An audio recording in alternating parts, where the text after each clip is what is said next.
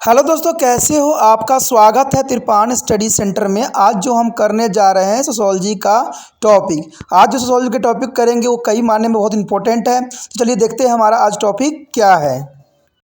उसके पश्चात हमारे समक्ष अगला पॉइंट जो है प्रौद्योगिक सामाजिक परिवर्तन के एक तत्व के रूप में। तो देखिए, प्रौद्योगिक सामाजिक परिवर्तन के एक तत्व के रूप में किस प्रकार है। कहते हैं प्रौद्योगिक प्रगति से प्रायः समाज में दूरगामी परिवर्तन किए हैं, यानी बहुत ही परिवर्तन यहाँ पर देखने को मिला है।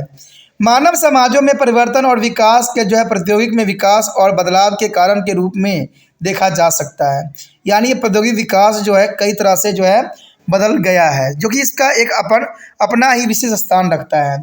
समाजशास्त्री सदैव यही बात कहते हैं कि प्रौद्योगिकी हमारे परिवेश में परिवर्तन लाकर समाज को बदलती है, और फिर भी एक इसके जो है अनुसार बदल जाते हैं। ये परिवर्तन प्रायः भौतिक परिवेश अथवा वातावरण में होता है, और इस परिवर्तन से हमें जो है तालमेल बिठाना भी होता है, और इससे जो है बहुत जो है हमारे रीति रिवाज और समाज संस्थाओं में सुधार भी आ जाती है। तो ये कई मानने में जो है हमारा प्रौद्योगिक समय परिवर्तन एक तत्व के रूप में देखा जा सकता है। कहते हैं पहले प्रौद्योगिकी सरल थी और समाज भी सरल और साधारण थे।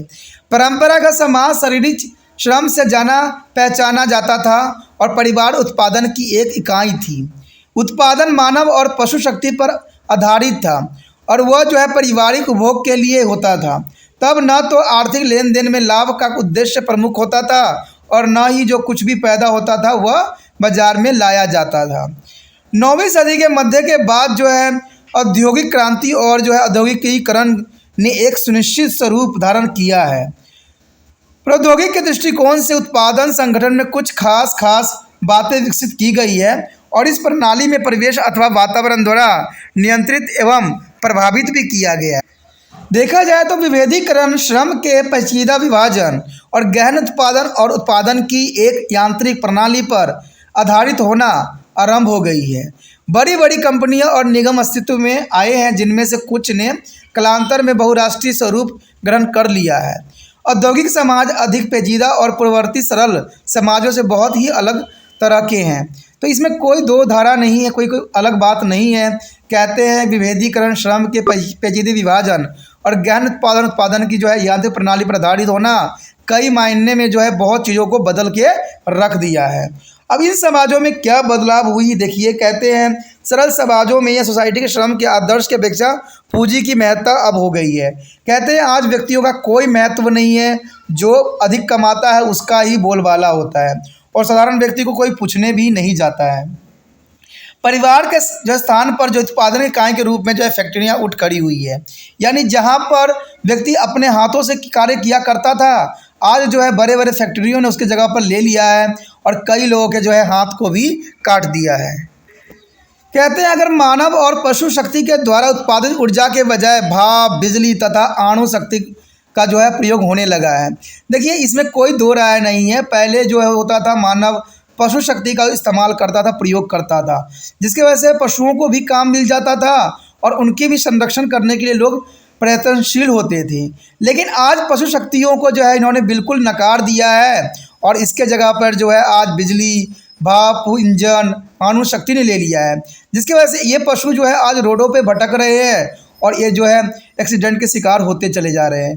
तो ये कहते हैं ये बहुत ही गलत इन्होंने किया है, क्योंकि कहते हैं कोई पुराने चीज़ों को छोड़ना नहीं चाहिए।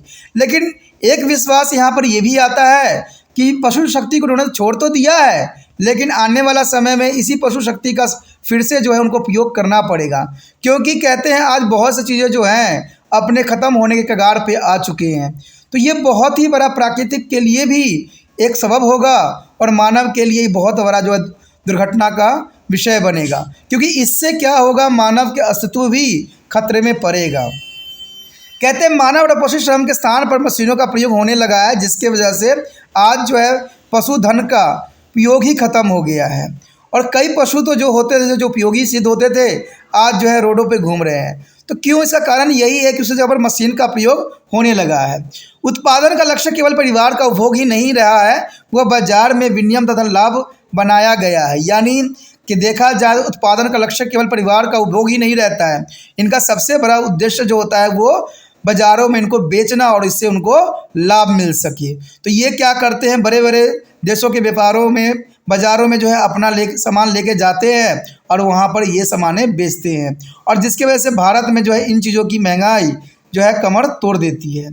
स्थानीय बाज़ार के बजाय विश्व बाज़ार का विकास हुआ है, यानी आज हम स्थानीय बाज़ार को कम प्रायोरिटी दे रहे हैं और जो हमारा विश्व बाज़ार है उसमें लोग जो है इसका प्रयोग बहुत अधिक कर रहे हैं, क्योंकि उनको अधिक से अधिक मुनाफा चाहिए। तो इसलिए ये क्या कर रहे हैं, अपना जो है रुख विदेशी व्यापार की तरफ अधिक दे रहे हैं। बेशकली सरकार कहती है कि स्वदेशी चीज़ें इस्तेमाल कीजिए, लेकिन मुझे लगता है कि ये बातें सिर्फ एक बातें हैं जिसका कोई उपयोग नहीं है।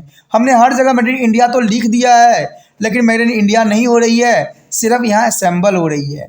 मेडन तो कहीं और से बन के आ रही है, हर जगह से बन के आ रहा है। कहते हैं उनके सामान होते हैं, उनके चीज़ें होते हैं, और अगर हमारे देश में इसको बनाया जाता है तो इसको मेड इन इंडिया कहना कहाँ तक उचित होगा। जब हम सभी चीज़ों का उत्पादन स्वयं करने लग जाएं, सब चीज़ हमारा स्वयं का हो, तब कह सकते हो कि ये हमारा मेड इन इंडिया है। तो लोग भी जो है स्वदेशी चीज़ों का इस्तेमाल करना नहीं चाहते हैं, उनको विदेशी चीज़ें बहुत ही लुभाता है और काफ़ी आकर्षित भी करता है। कहते हैं अगर देखा जाए 7 पॉइंट, तो कहते हैं प्रगतिशील परिवहन और संचार के साधन तथा मृदा करेंसी, ठीक है, आधारित अर्थव्यवस्था लागू हुआ है। यानी अगर देखा जाए तो आज जो है गतिशील परिवहन की वजह से सामानों को यहाँ से वहाँ पहुँचाना बहुत ही सरल और बहुत ही आसान हो गया है, और संचार के माध्यम से जो है उनसे कम्युनिकेशन करना, उनसे बातें करना और उनसे जो है संबंध स्थापित करना बहुत ही आसान हो गया है, जिसकी वजह से हम जो है विदेशों की तरफ काफ़ी आकर्षित होने लग गए हैं। और इसके कारण क्या है कि मृदा करेंसी जो है आधारित जो है अर्थव्यवस्था आज लागू हो गया है। आज कोई भी व्यक्ति जो है पैसे के लिए, यानी जो है व्यापार करने के लिए ही कृषि करते हैं। अपने देश के लिए कोई कृषि करना नहीं पसंद करता। उनका सिर्फ जो होता है, मोटिव होती है, वो ये होता है कि जितना भी हो सके विदेश में इसको सप्लाई किया जाए। तो इसकी वजह से जो है भारत में कई तरह के प्रभाव देखने को मिला है, और जो है ये जो है कहते हैं काफ़ी जो है इसकी जो है महंगाई भी बढ़ गई है। आधुनिक प्रौद्योगिकी तथा मानव द्वारा निर्मित स्थिति ने उत्पादन की प्रणाली और गुणवत्ता को ही नहीं बदला है, तो उत्पादन संबंध को भी काफ़ी हद तक बदल दिया है। तो इसमें कोई दो राय नहीं है कि आधुनिक ने जितना अपना पैर पसारा है और मानव द्वारा निर्मित स्थिति की जो उत्पादन हुई है, इसने काफ़ी हद तक जो है लोगों के जीवन को उथल पुथल कर दिया है। कहते हैं वर्तमान औद्योगिक संबंधों में कंपनियां, निगमों और बाजारें, बहुराष्ट्रीय कंपनी, बैंकों और औद्योगिक श्रमिक संघों को भी जन्म दिया है। तो इसमें कोई दो राय नहीं है। कहते हैं आज हमारे आधुनिकीकरण के कारण आज बहुत सी चीज़ों का जो है निर्माण हो गया है, चाहे वो कंपनियां हो, निगम हो, बाजार हो, बहुराष्ट्रीय कंपनी हो, बैंक हो या श्रमिक संघ हो, इन सब का जो है आधुनिकीकरण के कारण ही जन्म हुआ है, और ये जो है अपना जो है गुणवत्ता या अपनी चीज़ें जो है दबदबा डाल रहे हैं। अब देखिए इससे ये होता है कि अगर पहले के समय में अगर देखा जाए तो कोई भी अगर दवाई हो तो वो काफ़ी अच्छी क्वालिटी की हुआ करती थी, लेकिन आज के समय में उनकी क्वालिटी बेकार से बेकार हो गई है। कोई बीमारी होती है तो आपको कम से कम 50,000 की खर्चा तो पड़ ही जाता है, फिर भी देखा जाए तो वो पूरी तरह से सही नहीं होता है। कारण क्या है कि इनकी दवाइयों की जो क्वालिटी है, गुणवत्ता है, वो ख़त्म हो गई है। ख़त्म क्यों हुआ? क्योंकि जनसंख्या बढ़ी, उनकी इसकी मांगें और भी बढ़ गई। इन्होंने क्या किया, जहाँ पर ओरिजिनल दवाई हुआ करती थी वहाँ पर कुछ हद तक जो है डुप्लीकेट सामग्री जो है इसमें मिलाने लग गए, जिसकी वजह से आज अगर देखोगे तो दवाई का भी प्रभाव नहीं पड़ेगा। तो यही कारण है जो हमारे इन चीज़ों ने ले लिया है। पहले के समय में अगर आप देखोगे तो कोई कफ सिरप या कुछ भी होता था, काफ़ी क्वालिटी की हुआ करती थी, एक बार पीने से ही जो होता था बीमारी कई किलोमीटर दूर भाग जाती थी। लेकिन आज के समय में ऐसा कुछ भी नहीं देखने को मिलता। इन सब का कारण जो है बेशक के लिए आधुनिक प्रौद्योगिकी जो है मानव निर्मित स्थितियों के कारण ऐसा हुआ है, जो कि बहुत बड़ी विडंबना बन के खड़ी हो कर दिया है, और इन्हें बहुत से चीज़ों को जो है बहुत सी समस्याओं को भी जन्म दिया है। दोस्तों इसी के साथ हमारा ये टॉपिक जो था ख़त्म हो जाता है। अगर आपको अच्छा लगता है तो लाइक, शेयर, सब्सक्राइब जरूर कीजिए, और सब्सक्राइब करना आपका हित में है, इसलिए सब्सक्राइब करके चैनल को सेव कीजिए।